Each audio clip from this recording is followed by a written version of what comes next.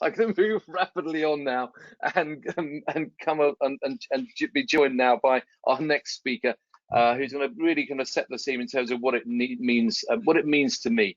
Um, uh, Basically, we're going to have over this next half an hour or so 3 short perspectives, and a quick discussion to finish up with, really around how these transport improvements are going to be key to this unique business, this new unique area of the UK. I'm going to start off with Nigel Mackenzie. Welcome, Nigel.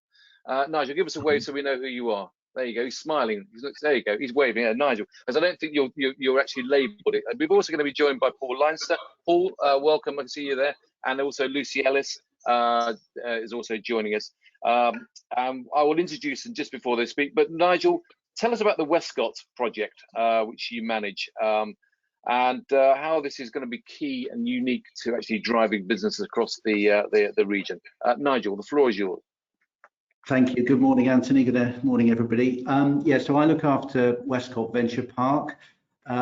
Westcott is a 650-acre site. It sits on the A41 between Aylesbury and Bicester.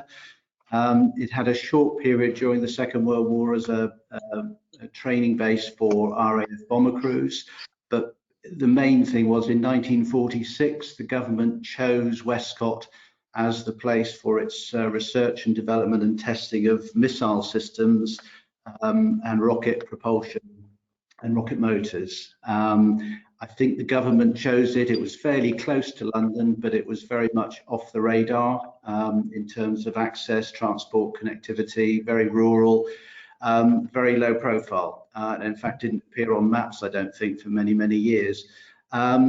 It passed into from government ownership to private ownership in the mid-80s, and then morphed into an industrial and business park. But we've still got companies here that do rocket testing and rocket research and development.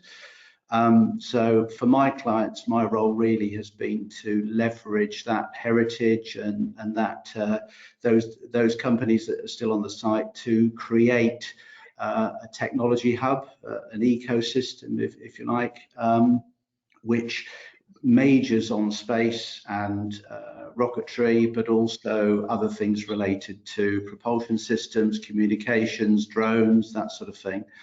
And I think it's probably accepted by most people that creative people, when you put them together, they can create new ideas, new collaborations. So the idea of the hub is I think, generally accepted as something we should be striving for.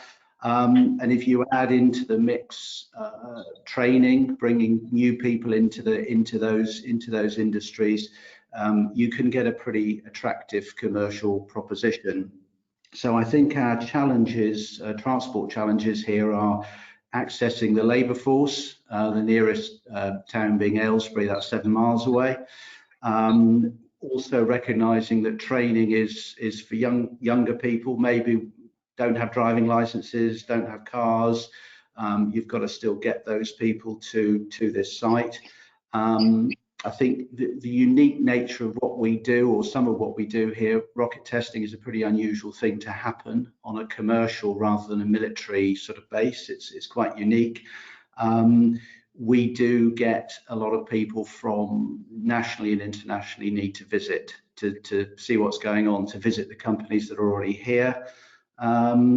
And I think the other point is that we need to connect with the other technology hubs that are in the area. So that's that would cover Bedfordshire. It certainly covers Oxfordshire, Hertfordshire, and Buckinghamshire, obviously. So I think to Greg Smith's point about crossing county boundaries, I think that's very much important to us, because we fit in with the other, with the other technology hubs in the region. So those are our sort of challenges, I think, is to open ourselves up for those 4 things. So Nigel, thank you very much indeed. Certainly sounds like a very interesting. I'm going to come back to you a bit later on in the panel session to ask you a bit more about this issue which we heard about earlier, which is cross-boundary cooperation and really trying to make that work. So have a think about that. I'm going to come back to you in the panel session with loads of more questions that are arriving on my screen. But first, let me introduce Lucy Ellis. Lucy, welcome. Lucy is a rail engineering apprentice at Laing O'Rourke, working with the East West Rail project.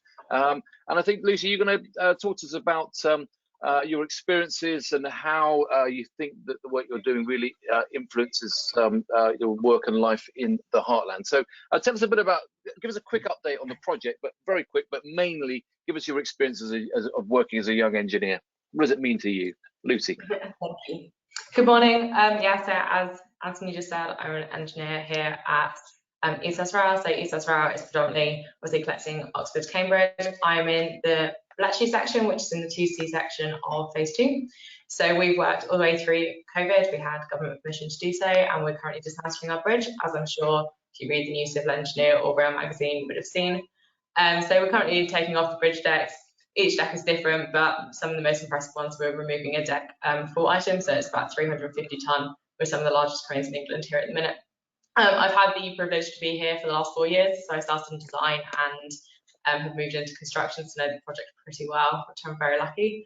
I joined straight out of school as an apprentice with Laing O'Rourke, so I've been here doing my degree on the same time, so I'm a degree apprentice. I'm very fortunate that I don't have any debt going through, and I think that's really important in encouraging young people like myself, particularly female engineers that don't necessarily fit what is the norm, into the industry. And I've been very lucky in doing so with all the opportunities of the England's economic heartland with rail. Certainly, if you'd asked me 5 years ago whether I'd been in rail, the answer would have been a solid no. I joined in construction expecting to be on large projects. I think that's really important to note that rail isn't what it used to be anymore. It's not shoveling ballast or walking up and down the lines, which I think quite often people stereotype it as.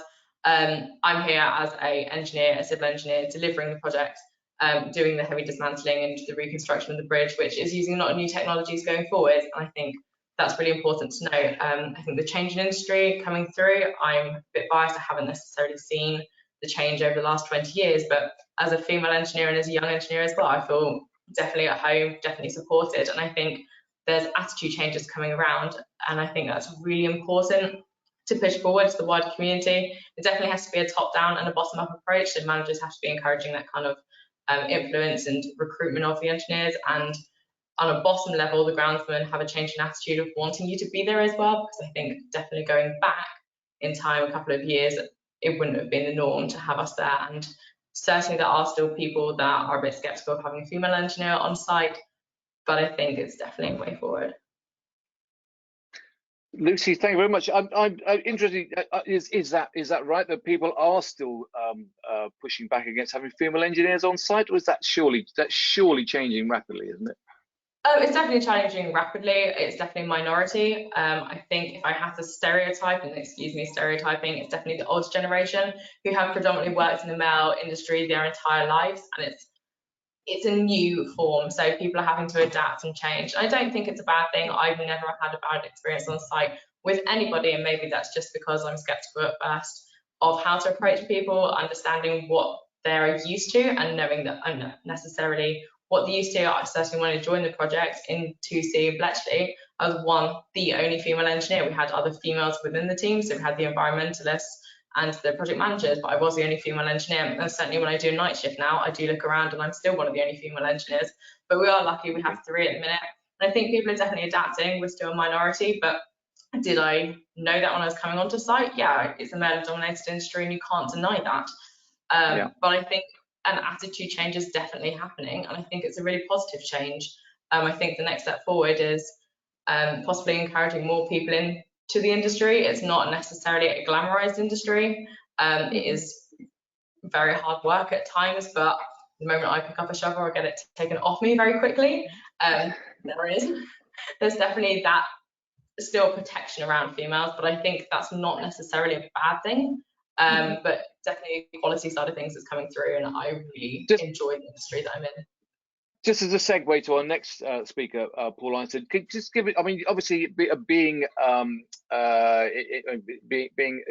in the next generation of engineers, presumably you are able to put a lot of pressure on your employer around the need to drive sustainability and to make sure that you're working on projects. I mean, presumably you choose to work on a rail project because you think that's a more sustainable project than, I don't know, a road project or an airport. I don't know. Do you make those kind of decisions as a young engineer?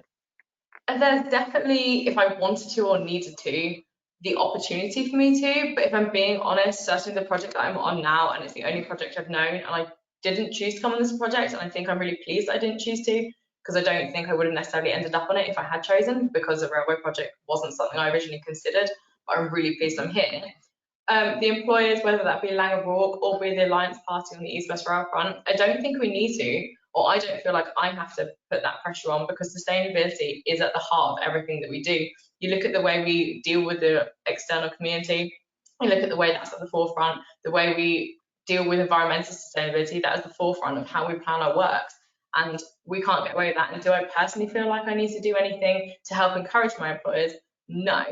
But do I feel like when I'm planning my works, I have to consider that as a forefront of my mind? Then yes. But I think it's so ingrained by now that that is the way that the industry will deliver large scale construction projects, that it's just there. Okay.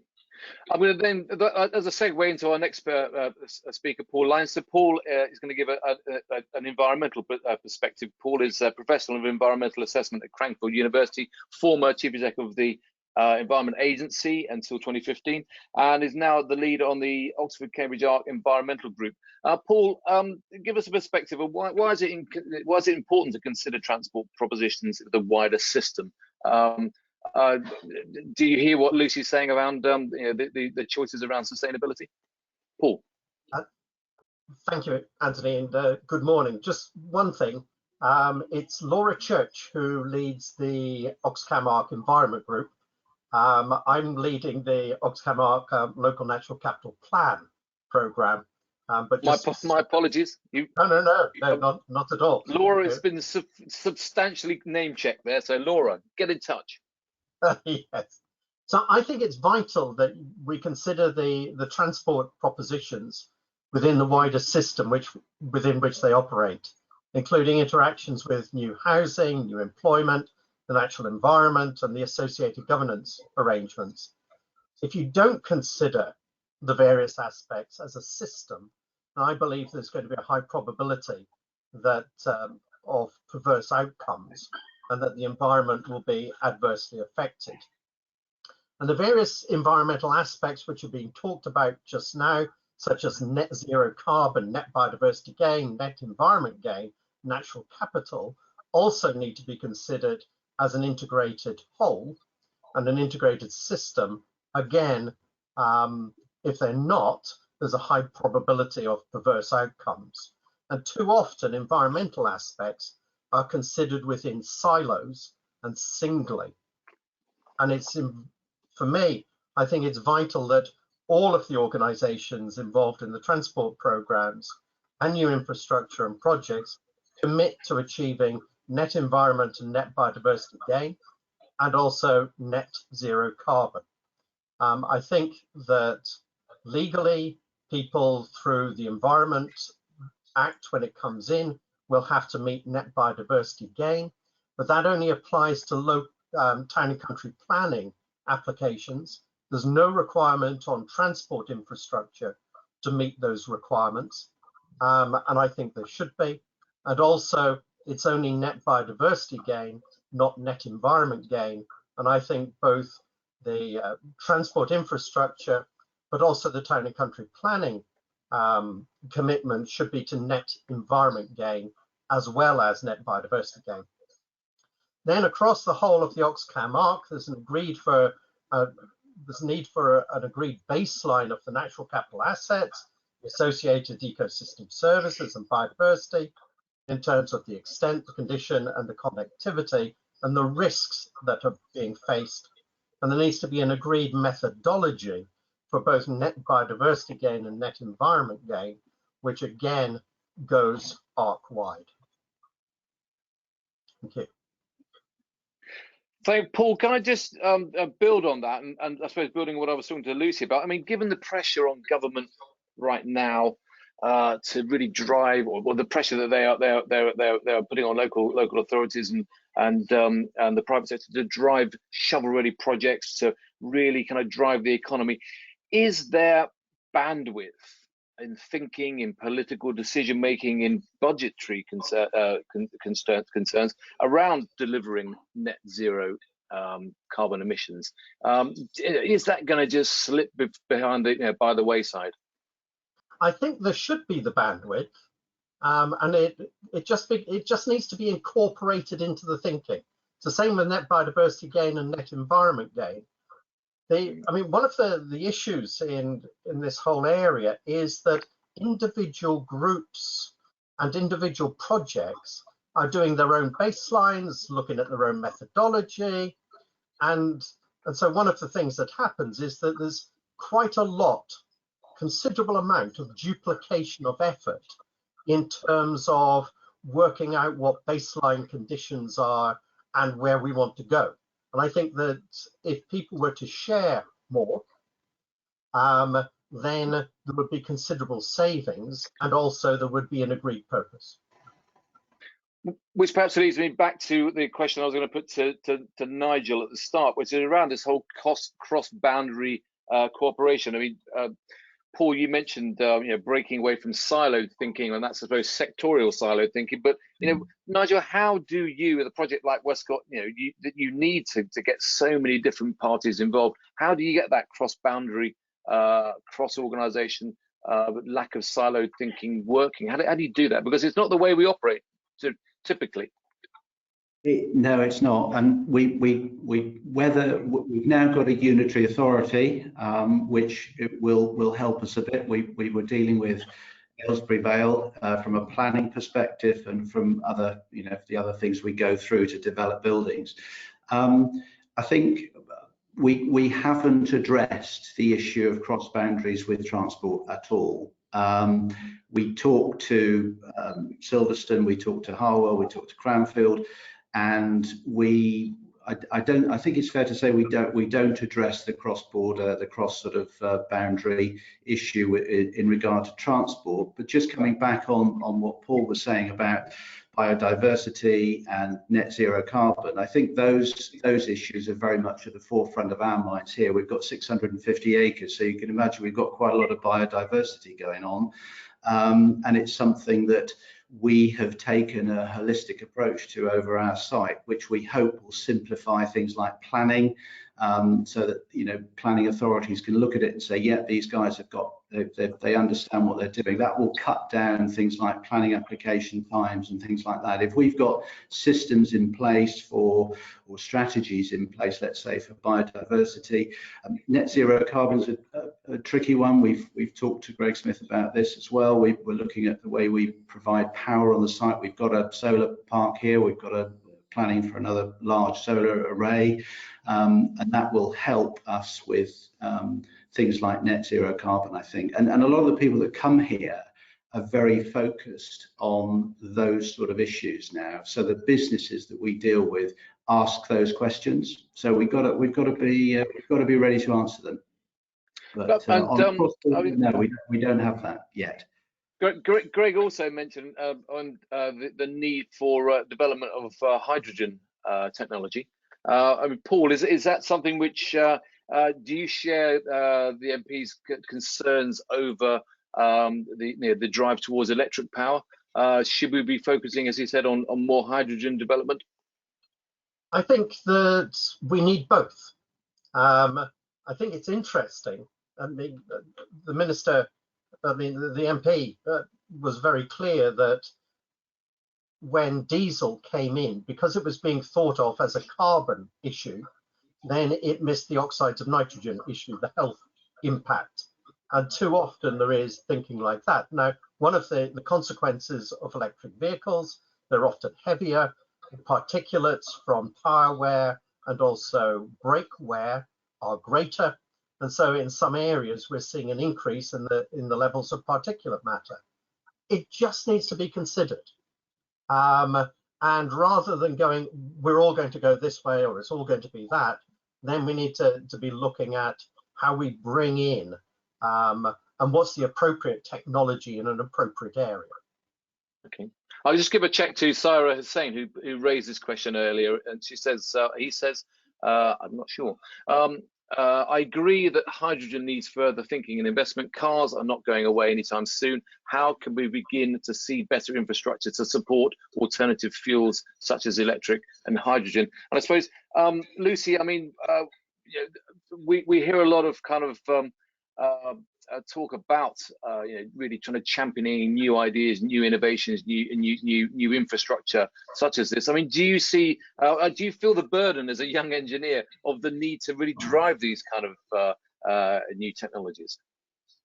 Yeah, there's certainly a big emphasis on the way that we go about designing and delivering the works on end-to-life products. So using it right from the start on how things are produced and where they're manufactured from and how we get them to site, through to how we construct them. And then we also need to consider the end of life. So at the minute, a key example there would be the decks that we're currently crushing are being recycled and reused as ground fill material for us in construction on Hall Road. So there's a large emphasis on how we reuse and recycle the materials that we are having on site and considering the main environment. That's a really big emphasis going forward. I will say it's probably not considered as much as it should be, and there are various reasons for that, but a key example there is East West Rail Phase 2 not being electrified. Yes, we're making passive provisions, we're not prohibiting future electrification of the line, but it's not going in this section. And should that be the case, if you ask my opinion, then it should be. We should still be electrifying it, but back in 2016, that was de-scoped.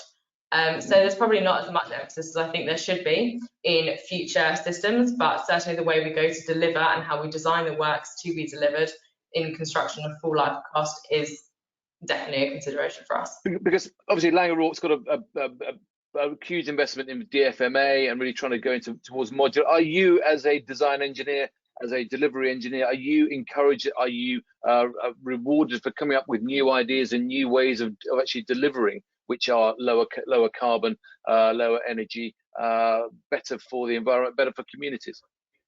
Yes, there definitely are. There's been a lot of innovation around the way we're going to build a new bridge or the viaduct in Bletchley. We're using a lot of new technologies and the way we go to construct, and that's actually using Laing O'Rourke's DFMA department and looking at the cost of concrete. So typically for Laing O'Rourke, the precast elements are brilliant and I can't fault them at all, but they use quite a expensive concrete because of the way that they're built and constructed and cured. And then bring them all the way down from Explore Manufacturing, which is obviously up in the north, can be quite costly. So we're looking at ways that we can involve the kind of speciality of DFMA, as well as a much better source of concrete around local. So we've got Cemex down by us, so we'll be combining the two to kind of try and make it more environmentally friendly. Certainly are rewarded if you come up with new innovations and ways to deliver the project. But we also have a full innovation department within East West Rail, which is very unusual for construction sites. And I hope that construction going forward involves the department and has a budget for innovations, because I think that is what is really driving the industry at the minute, is having a team that's solely dedicated in looking at the way we can deliver works more efficiently, more cost effective, more better for the environment. So that's key, I think, to us. Okay, just take a few questions from the floor.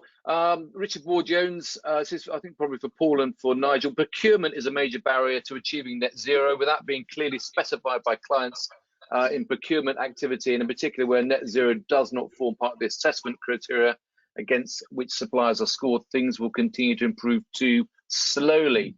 How do we overcome that, Paul? Absolutely. I mean, I think procurement and also public sector procurement has got a huge role to play in specifying both, as Lucy was mentioning earlier, that we should be basing things on whole life costs in our decision making.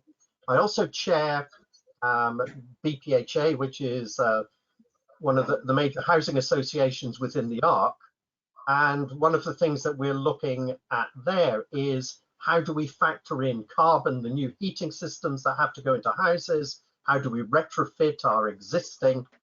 And that's an active discussion that we're now having at the board. So boards have a role in this, but it's for anybody who's deciding to make sure that we do factor net zero into procurement, net environment gain and net biodiversity gain into the procurement decisions. Nigel, what about? I mean, how are you actually procuring now as a client, as a developer? Well, so we would just go to tender to contractors. I think, though, to the point, we're probably driven partly by planning, by building regulations. Those things have a role to play in how we design buildings. But also, I think it's probably driven by the consumer, by the occupier of the buildings that we build. They're the people that will determine how efficient their building needs to be. There's a lot more emphasis today on running costs. So running costs start to creep into the specification of the building now, which it never used to. And those sort of things do drive efficiency of heating systems and so on. So, and things like air conditioning, maybe, big site here, we don't necessarily need, the air handling that you might need in the city centre. I think it's driven partly by the client and their knowledge and their wish to be, if you like, as efficient as they can be, and working with sustainable materials. So that will drive us as much as planning, but also we're a pension fund. So the investors in the fund that own Westcott Venture Park are very alive to these issues. It's no longer a box ticking exercise to be sustainable. So we're driven on a number of fronts. That's good to hear, and I think Paul would probably say it needs to be even further up the agenda. And the point that's made by Alex Poppleton on the questions here, great point on procurement. Procurement specialists do not have environmental expertise. It needs to be number one criteria rather than cost. Discussed. I'm going to give Lucy the final word, just because, I want to. We're bang out of time. Lucy, fascinating project, fascinating career. I suppose if you were to try to sit there in 20 seconds, persuade someone to join the industry, how would you do that? So personally, I would probably remind them that it's such a diverse industry. I'm not in a rail project, although it's a rail project scheme. I'm very much in an infrastructure project, which combines a whole host of multidisciplinary items, whether that's from environmental, procurement, commercial, to the on-ground site team, to the engineers behind. There's generally a job for every single person. And the biggest bit of advice I give individuals kind of in my position or slightly younger, just joining the industry, is put yourself out there and don't knock any opportunity, because certainly if I had done that, I wouldn't have ended up in rail, and I'm loving it at the minute. I think infrastructure is brilliant as a whole, and it has so many different opportunities based on your skill, talents, and your interests, that there's a job for everybody, and I solely believe that. Great stuff. No, well, thanks hugely for sharing your experiences there, Lucy, and thanks Paul, thanks Nigel for joining us there on this panel session. Certainly, it's a very challenging time to be delivering a project like this, but also, I suppose you could say, one of huge opportunities to do things differently. And I think, Paul, that's the point you're trying to make, is to try to make sure that people are actually transforming the sector differently. So thanks very much. We're going to move rapidly on to our next theme. So thanks for that.